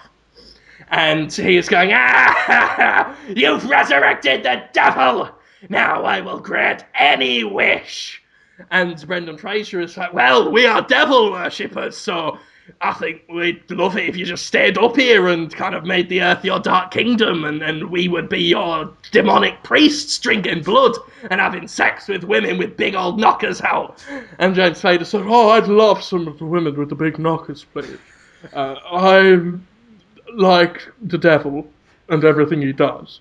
And I really like big old knockers, so if we could just get some of those up and make it all nice and satanic, get the girls who were Tommy, what's his face's girls in Batman Forever, please? Oh, You Sugar mean and Spice? you mean Tommy Lee Jones? Yes, I do. Yes, he was very good in Men in Black. Quite old for Men in Black 3. I totally agree, but we should get. I think Jonathan Holmes said Sugar and Spice. Get them in. So Sugar and Spice from Batman Forever come in with their tops off. And they're parading around saying, oh, this is great. And then the devil says, that's a fine idea. Maybe I will rule the earth. But first, who wants French fries? And then Willem Dafoe opens his hands up, and there's a pile of French fries in each hand. And he says, take my unholy French fries, that you may be blessed with my demonic occult powers. Oh, I'd love some demonic occult powers, Satan. That'd be great. Oh, if I'd like some as well, if there were more boobies involved. And they start eating the French fries, and Brendan Fraser says, so what's so demonic about these French fries? Ah, that's the best thing, you bloody fool! These French fries have the evil power of being delicious! Have some more! And he closes his hands into fists and opens them again, and there's another pile of French fries in each hand, bigger than the last. There's some more French fries! Keep eating them, and I'll have more piles bigger than the last! Oh, we're all French fries down here, and when you're down here, you'll be French fries too! Ah! And his mouth opens wide, like dislocates, and falls to the ground, and just a mountain, an avalanche of French fries comes out of it, and covers Brendan Fraser. He says, oh, these French fries are really hot! It's hurting my skin, but they're so tasty, I'm going to keep eating them. And the rest of the film is basically James Spader and Brendan Fraser, once they've gotten over the initial high of having an unlimited supply of French fries, feeling a bit disappointed that the extent of power that Lucifer wants to show tops off at French fries. It's like, they'll wake up in the morning, both James Spader and Brendan Fraser getting noticeably fatter throughout the course of the film, and constantly just bits of grease and smeared potato around their lips, and they're just coming in, just polishing off the last of the potato fat from their fingers, just these French fries are delicious, Satan. Not sick of them yet? No, they just So many French fries. I said they're getting huge. These French fries are delicious, and what do you think you could, take over the world to know? And Willem Dafoe says, that sounds like a great idea. I, Satan, will finally take my place as the ruler of the world after breakfast. And he opens his hands again, and there's more French fries, and Brendan Fraser looks a bit upset. And so, they are French fries. And he just starts eating French fries out of his hand again, and Willem Dafoe's laughing, just saying, ha ha ha ha, my hands are sulphurous plates full of French fries. And James Spader at this point is unconscious on the floor, just... French fries seem to be multiplying in James Spader's mouth, and they're just bubbling out of his mouth while he's on his back. Just... And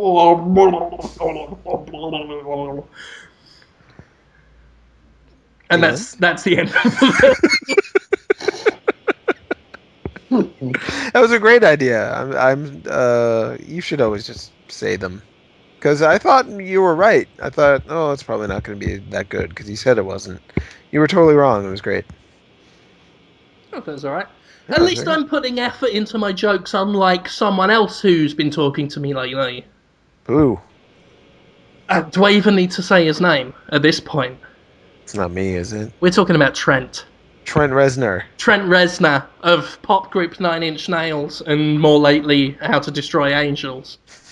Jonathan sent me a text last week, shortly after Podtoid had finished, actually. Sent me a little text, just said, "Sup, Jim, I'm a gargoyle now. Don't dare refer to me as anything else."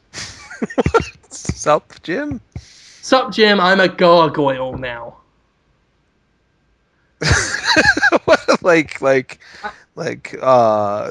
From the cartoon gargoyles or from the statue? Is He it a helps to slang keep term like brony or? the roofs free of water while providing an attractive architectural note. He's not. He's a singer slash songwriter. Makes music for video games. He's married. He's a little. Don't. He's Look, you are just inviting his wrath. he specifically said, "Don't dare refer to him as anything other than a gargoyle." And he followed it up. He followed it up with a tweet that said, "BTW, by the way, I know the difference between a gargoyle and a grotesque. Don't fucking test me on this." There is so hostile. I don't know, but I mean, obviously there is a difference between what we classically think of as gargoyles and what actually are gargoyles, and grotesques are something else, which is what most people think when they think gargoyle. I believe. I can't speak for. I mean, Trent's the expert, but I think that's it. Like I said, I'm not going to test him on it because he seemed very adamant. And yeah, that's what he's been claiming he's a gargoyle.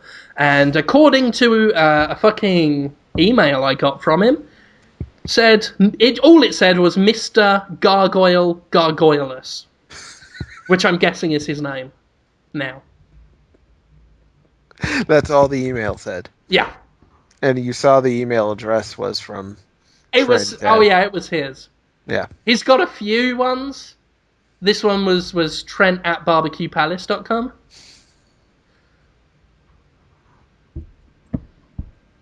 Right. But apparently he'll probably have a new email address before the day's over. Oh, he changes it like hourly, I think. Just to constantly troll me and possibly Simon LeBon. I think he's been complaining to me lately about it as well. He got his phone back, by the way. Simon. Yeah, because I know a lot of people. There was a cliffhanger last week of did Simon LeBon get his phone back from Trent Reznor? Yes, he did. Thank God. It was left on the doorstep with fingerprints all over the screen. Didn't even clean it off. Didn't even clean it. Like an iPhone? Typical. Or like a flip phone? I think it was a BlackBerry. Oh, those are nice. I think Simon's rocking the BlackBerry at the moment. Well, he's all business these days. Well, I mean, he's a big fan of the brand. Sometimes he actually demands that we call him Le Blackberry. It's hard to say. So I stumbled. Le Blackberry. It is. Le Blackberry. Yeah, I can't do it. I mean, I said, well, why not like Le Blanc or Le Bloc, Le Black, something snappier, and he went, no, Le Blackberry, get it all in. Brand recognition, baby. That is a hot brand right now. It is a hot Blackberry. brand. and LeBon wants to be like on that train. He said, I want to be on the BlackBerry train. It's funny because I could believe him saying that. Oh, yeah. Yeah. He listens to the old Move song, Blackberry Way. And when it says Goodbye Blackberry Way, he says, I don't know how he fits it in. He says, Goodbye Blackberry, fantastic service, great prices, buy today. They've got a little, unlike iPhones, they've got a little keyboard pad comes out. Right? Yeah. Yeah, those are nice. He's a big fan of that. He likes tactile typing. He says, look, if I was using a touchscreen when I wrote Ordinary World, we wouldn't have had the greatest song ever made by human hands. I can't speak for whatever the men on the moon are doing. He believes that there's a whole culture on the moon, like underneath the surface. Like that's how they breathe. Because I said, well, if there were people on the moon, why didn't we see them when we went up there? And he looked at me like I was an idiot. And he said, I'm looking at you like you're an idiot, because I think you're an idiot. They wouldn't be able to breathe. That's what he said. He's a good guy. He's not as hostile as Trent Reznor, but when it comes to the topic of the moon, he gets very, very, angry, sometimes vulgar. Sometimes he throws things, but, soft things. He'll throw... Because he's not a violent man by nature, but he will throw cushions and pillows, but he'll throw them in that, he'll get a corner and make sure there's some good swing to it as he throws it, almost shuriken-like, so that even though it's not going to hurt you in any damaging way, you're going to feel the brunt. That's just the kind of man Simon LeBon of Duran Duran is. He's a pacifist, but he's aggressive About the moon. when it comes People. to things he believes in. And he said, I'm looking at you like you're an idiot because you are an idiot. And I say that with respect. I'm a big fan of the Jimquisition. It's weird because that is a lot like what that naked man was saying to us. Because he thought he was totally in the right. Yeah. And that he was looking at us and laughing a little bit, like we were the idiots, stopping him from just being nude everywhere around strangers who didn't want to see him nude at all. I mean, we think just because we're in the majority that we're the reasonable ones, but there's always someone who thinks the opposite to you. And they think we're ridiculous. They think we're utterly stupid. When you tell Simon LeBon there's not a man on the moon, he'll tell you there are men and women on the moon and dogs. And the reason you don't see them on the surface is there's no air on the surface, you fool. There's air under there. Yeah, well, he says, it's inside. There's no, it's totally watertight inside, and they've got, a couple of trees, and they're just recycling all the time. Breathing carbon dioxide at the tree breathing oxygen right back at them. He says there's about 15 in there. And I guess lamps or something? They got a little bicycle generator? Or? He says they've, crystals, I think he said. Because, frankly, I think he knows he's talking bollocks, and he's trying to find ways around it. Because once he said candles. And I said, you said it's airtight. It's airtight and watertight, mate. That place will be full of fucking smoke. And he said... Well, the candle would just go out because it would burn all the oxygen in the container and extinguish itself. There are so many arguments against the moon being full of candles. And then he suddenly said crystals. And I said, what? Sorry, Si. What? And he went, I didn't say candles. Did you think I said candles? That just goes to show that you're not even listening to a word I'm saying. I wrote Ordinary World. Crystals that glow. Moon crystals. It's full of them. Why do you think the moon glows at night when you look at it? I said, because the sun's reflecting off it. He said, what? The sun's on the other side of the world at that point, you fool. It's black up in the sky when the moon's out. You see any sun around? No, I didn't think so. Crystals, please.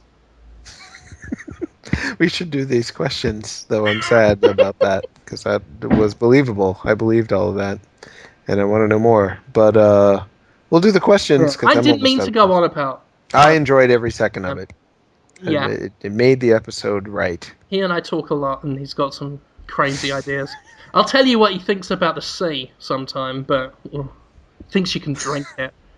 He thinks it's a liberal... Yeah, he thinks it's a liberal conspiracy that if you drink salt water, you'll die. He thinks they actually put in a different poison in it to kill you. He's a talented man, and he's fun to be with. But he gets weird, and he throws things. CJ Melendez asks, anyone see the new Evil Dead? Did you guys see it? Not yet. No. My wife was really excited to see it and bought tickets in advance because she thought it would sell out like Avengers. And I said, no, most human beings don't care about the Evil Dead. She said, are you sure? Because in my mind, this is a cinema event.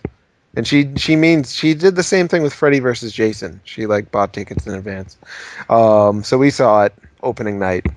And I would recommend it, but it's really gross.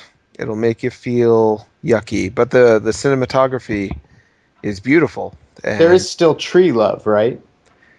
It's modified. I was surprised they still went with it at all because a lot of people thought it was overly, just insensitively traumatic to people who had suffered any sort of sexual assault. But they do it in a way that's slightly less terrible, but some would say more disturbing, which is a good trick, and that's kind of the movie in a nutshell. It's smarter, but at the same time ends up making you feel much, much worse. especially when you laugh. There's a couple of times when things are just so awful, and then someone reacts in a way that's actually a little bit believable, and then you laugh because it seems true, and there's an absurdity to how bad their time is. Yeah, it's all right. There's one really stupid part, but it's Evil Dead, so you kind of excuse it, and ends in a way that felt right. And there might be a sequel now too, because it made a bunch of money, so that's cool. It's alright. Yeah, quick Evil Dead review, I guess, for you guys. Spoiler free, I hope. Hey, we can do movies. Yeah, people want us to. Somebody. Yeah. If Kotaku can do bombings, we can do movies. Interesting, Ben Kuchera. I couldn't help but wonder if the timing of his article on Penny Arcade Report about how video game blogs need to occasionally write stories that are bad because they'll get a bunch of hits to pay for good stories to be written that no one will care about. Couldn't help but wonder if that was in relation to Kotaku's bomb report. Couldn't help but wonder. Or if it was just unfortunately timed. Could be. It looked very extensive. I like Kuchera's writing. I like Kuchera. It's a great write-up that he wrote. The man writes with a kind of confidence of conviction that I find rare in a writer. Mm-hmm. At the same time, it was a bit presumptuous, because I know Rock, Paper, Shotgun were very upset with it. Walker posted a response on his own blog that was actually also a very good read and insightful. If you didn't know how Rock, Paper, Shotgun operated in general before, you certainly will there, and it's a fine publication. I'm a big fan of Walker as well, actually, so I like seeing those two guys sort of play off each other. But yeah, I don't know what to think about Ben's thing, because he did argue that obviously in the same way a lot of people used to argue about how, the shitty casual games fund good games. Mm-hmm. The crux of his argument is a lot of people take the shitty, best booth babes and top 10 farts in video games articles to make all the money in, and therefore can then go on to fund the other stuff, the in-depth research, takes days to write kind of stuff. I don't know how true that is for Destructoid. I mean, I can only... because we're all very autonomous at Detoid, so we all kind of work to our own beat. We talk, we discuss, sometimes we collude, but a lot of the time we're all trusted to do our own thing. And I mean, the way I write is I just write whatever I feel like writing. Destructoid's always given us that kind of freedom. I write what interests me, so it's not like I'm writing something I don't want to write. Yeah, me neither. But I have to assume that, I don't know, a lot of my stories on stuff no one cares about that I wrote about because I was just suddenly excited about it and had something to say, so I wrote a thing that I get to see the page views. I'm like, oh, no one read that. No one clicked on that at all.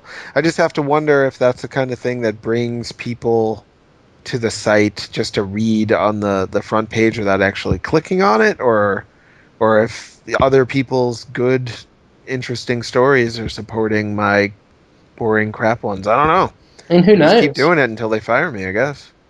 Yeah, I mean, I will say, it's true what Ben's saying about the popularity of certain things. I can do an MS Paint drawing of Ganondorf pulling Lickitung's tongue and just write Tag Ganondorf underneath it and get a whole bunch of hits, and then I can spend days working on an interview I did with Bethesda that I was really proud of and get less than 10% of what something like a Ganondorf MS Paint drawing could bring in. So, well, your Ekans video, your Ekans poem, which I like, but it wasn't something that it seemed as though you put a great deal of analytical thought into. Oh yeah, I mean that's one of the shortest videos I've ever made, and the most popular video I ever did for Destructoid.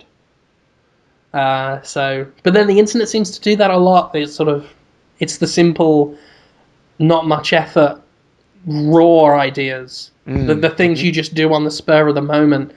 And I guess maybe there's a sincerity to that catches people's eye and lets them, feel more involved in it than something that is well researched and prim and proper. I don't know. Sure. I don't understand it. I don't understand how I'm any kind of success. I don't understand how any success works.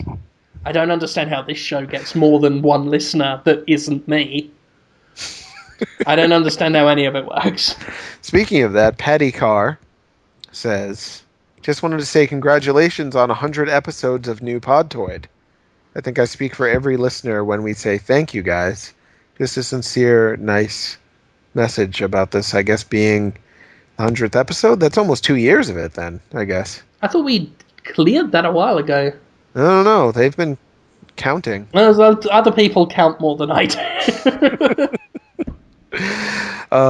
There was other questions. Smelly Finger asks Stein Kralingen. I can never say his name right. Sorry about that, Stein.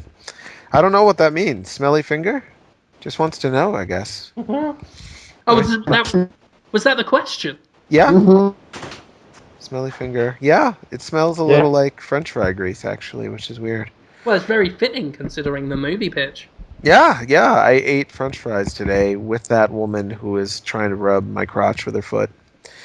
You like me? You like me? She kept saying. Strange. Which women would do that to me and their boots? She was pretty too. This shows where I'm at. Yeah. You know, even being a married man, I should have been somewhat aroused by pretty woman wanting to touch my crotch. But I was just thinking, these French fries are good. Gotta go do Podtoid and talk to Jim about whatever he wants me to do.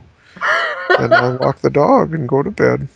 You know, crotch lady, oh, you're fine too. Hi. That's unbelievable. I've been getting laid. No. That's a spoiled attitude. How dare you not appreciate?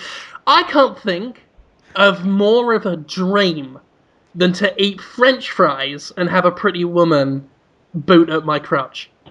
It was fine. Oh, she wanted to be on the show too. She then demanded that we Skype her in from her iPad, which she had with her at the French fry place. But I forgot till right now. She's probably very angry that we didn't Skype her in for this episode. I am very angry that we didn't Skype her in for If you want her on next week, I can arrange it. She is a powerful person. That I can say. I'll do another question. I'm sorry, I got the well, while you pick one out, the Podtoid Wiki people actually sent me an email for an appeal. They're trying to create a catalog of all of the forms of media that we have ever produced, I guess. Oh. And so they're trying to track down lost episodes. Of Podtoid?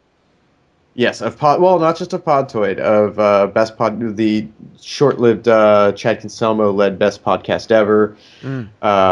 Brittoid is missing. They're missing everything after episode 5. There's a half dozen old Podtoid episodes, and Bit Transmission, which I suspect may exist on a hard drive in a paper bag somewhere in this apartment, but likely does not exist anywhere else any longer. I have some of them on my computer. Some of those feeds are just gone forever, unfortunately, and so they're trying to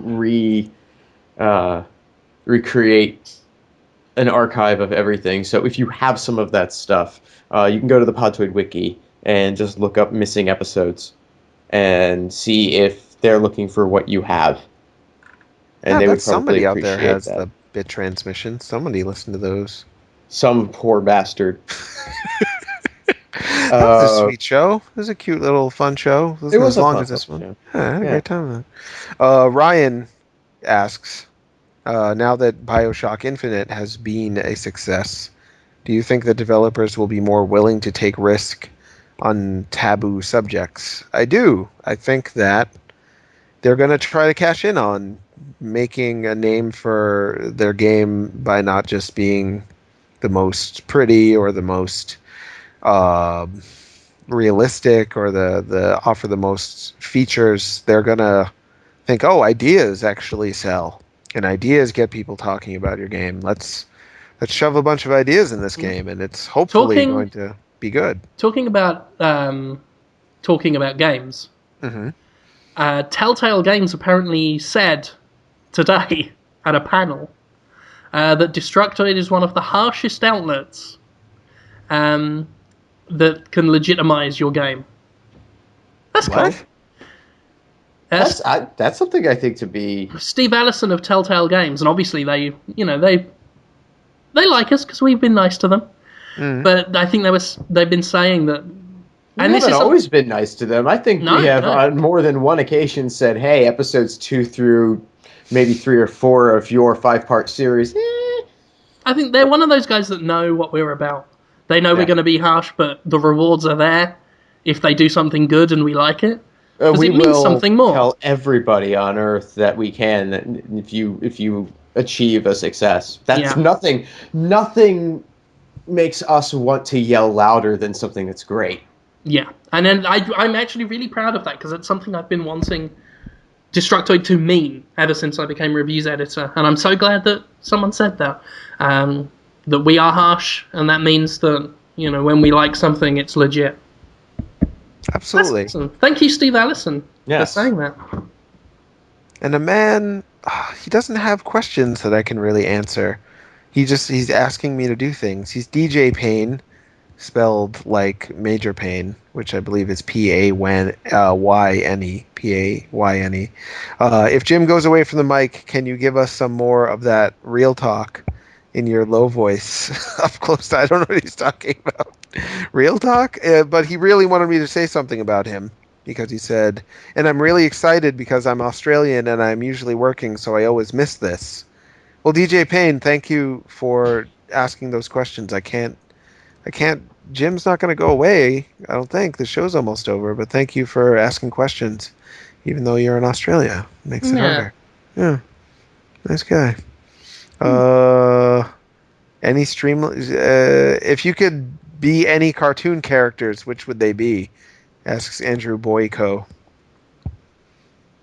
I'd be the furry friend from the Punky Brewster cartoon. I think his name is like Glomer. Just like, oh, here we go, Punky. Just over and over again. Brilliant.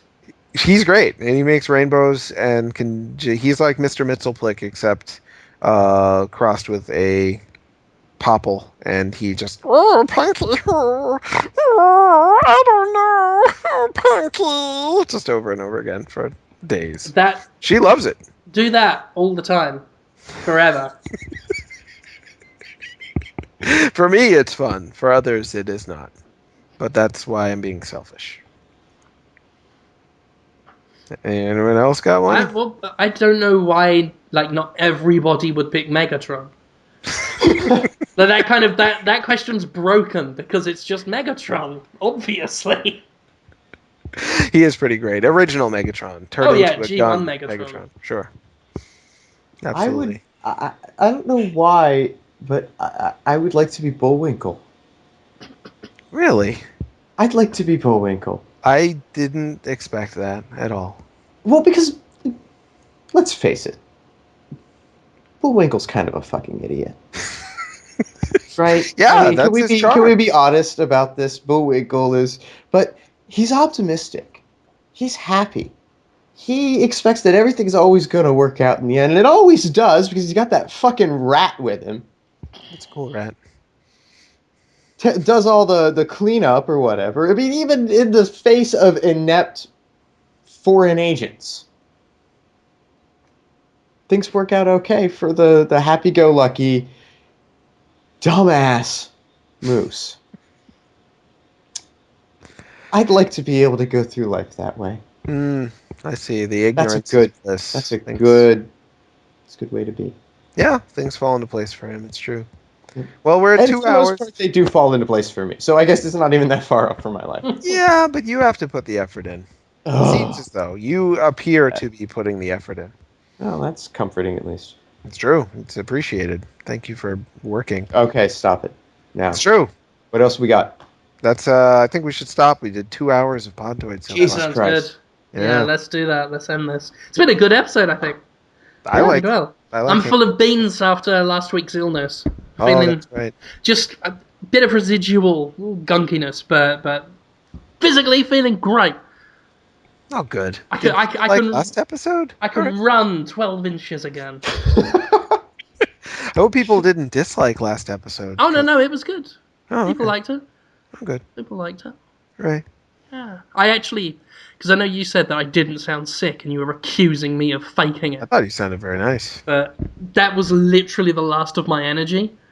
I had just enough strength after we finished to edit it and upload it, and the second it uploaded, I just crawled to the bedroom and literally passed out for 4 hours. Oh, thanks It- for doing that then. Podtoid, that's what Podtoid does. It's just an energy vampire. So what things do you have? We talked about the Yahtzee and you poetry thing. Oh yeah, go to There's other things. escapistmagazine.com. Yeah, what else do you have? Well, over on The Escapist again, we also have Gymquisition, which, again, that show's going from strength to strength. Really happy with the way that's been going. This week was called Dark Souls and Dark Sales, and it was about the sales success of Dark Souls and how that compares to the sales failure of games from Square Enix and Capcom, and how, you know, you can sell 3 million copies of Tomb Raider and they're crying, and you sell 2 million copies of Dark Souls and they're laughing, and why the differences are there, and arguing whether or not, spoiler, not, you need to spend so much money that you can't make a success of your game. So it's a good episode. A lot of people agreed with it. A lot of people found it food for thought. Second week in a row, it's become it spawned a pretty popular thread on NeoGAF, and without people coming on Twitter to call me fat douche, which is a good success. That's a barometer for success when you can have threads on NeoGAF without people hating you, which is good because I respect NeoGAF, and I am glad that I can spark some debate there. So that's good. I think that's it. I've got a lot of Destructoid reviews coming, but none of them are up yet. They're all kind of embargoed for years away. Yeah, I have Dylan's Rolling Western. Finishing that up. It's a little late. I apologize, but I was thrown off a bit this week. I'm supposed to have it done already. But that should be done. I've got it all written. Just need to tighten it up, so that'll go out tomorrow. That's my big review, I think. So disappointed. Pikmin 3 is not coming out now until August. So I won't be reviewing that for a while, assuming I get to review it at all. What do I have going on? We've got Sup Holmes rerun. I'm going to do that post tonight, too. We had Adam Hart on the show. He works for Iron Galaxy Studios. He's also a guy who makes games on his own, and he is a champion-level Marvel vs. Capcom 3 player, and he plays a lot of fighting games. Chatty. He has a lot to say, and it Yeah. was pretty fun stuff, and he's a funny guy, too. He's making a game right now called Dive Kick. It's on Steam, Greenlight, I think. They just announced a new character, actually, the day after the show, named Uncle Sensei. I've got to write about this. In Dive Kick, you can only do two things. You can dive, which means jump into the air, and kick, which means you kick downwards. So it's a two-button fighting game. It's no stick. And in a lot of fighting games, there's what they call stance characters who can change their stance, and when they do, they have a completely different moveset with all of their buttons. Like Gen from Street Fighter. I think if you press Fierce and Roundhouse together or something, he changes stance. And they have a stance character in Dive Kick, even though the only move you can do is kick. His name is Uncle Sensei, and he's got boots on his hands. And I think if you press both buttons together, instead of standing on his feet, he stands on his hands and kicks with his hands. It's pretty funny. Anyway, Adam Hart was on the show. Thank you, Adam. The rerun is on iTunes and YouTube, and I will put that post on Destructoid. And then this Sunday we have Tom Hewlett. Hewlett? Is that how I say his name, guys? Tom Hewlett. Right? Yeah, Tom Hewlett, formerly of Konami, now at Way Forward. He's going to be on the show. I'm going to ask him about Silent Hill and Konami and Way Forward and whatever he wants to talk about. That'll be fun. Live stream 1 p.m. Pacific Standard Time, 4 p.m. Eastern Standard Time on Twitch TV and Destructoid.com. And I think that's it for me. I think so.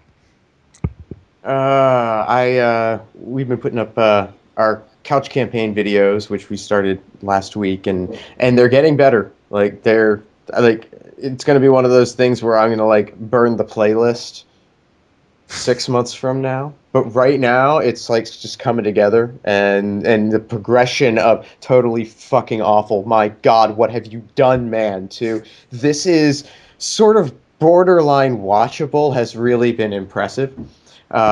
Still got to fix a volume thing. I must have the loudest sound card on earth because the shit's booming in my ears. People are like, hey, I gotta max everything out and it's really quiet. So sorry. I will Yeah, do that sound something to fix stuff.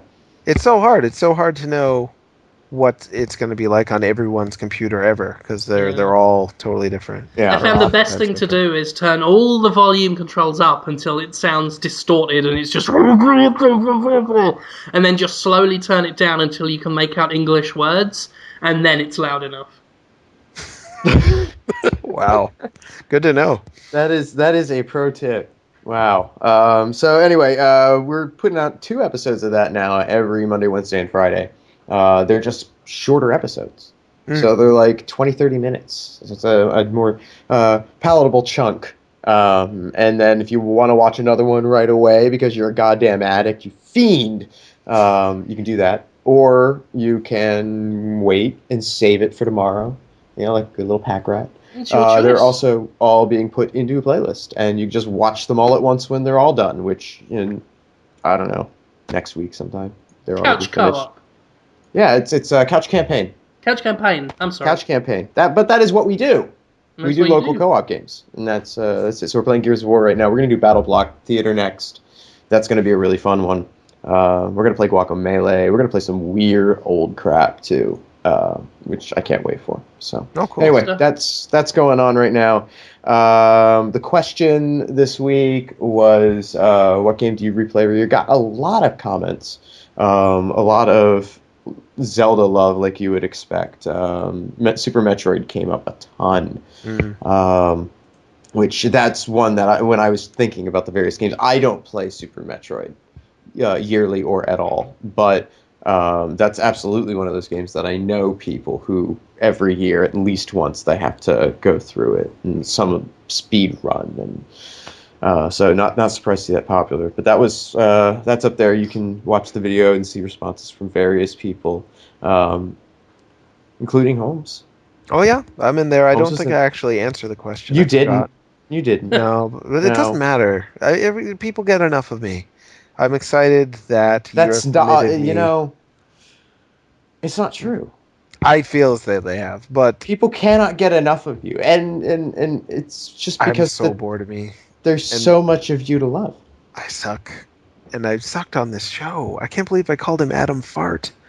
I'm so sorry, Adam. I'm tired. It's been a long day. I have no excuses, Your though. It's sleepy just eyes and explanations. your milky thighs, and I just can't seem to get enough of Holmes.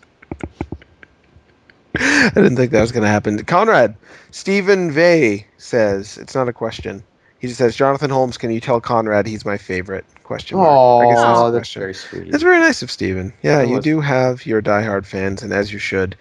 Uh, is that everything, though? I Did we think we're talk good. about the things? Okay. It's good stuff. I did Awesome. forget to mention, speaking of Destructoid videos, I did one. I unboxed and reviewed some Skylanders Happy Meal toys. Lol. Oh yes, Yeah. that was awesome. Lol Jim That's a U89 good video. Happy Meals lol is the joke that everyone said. So that's been done.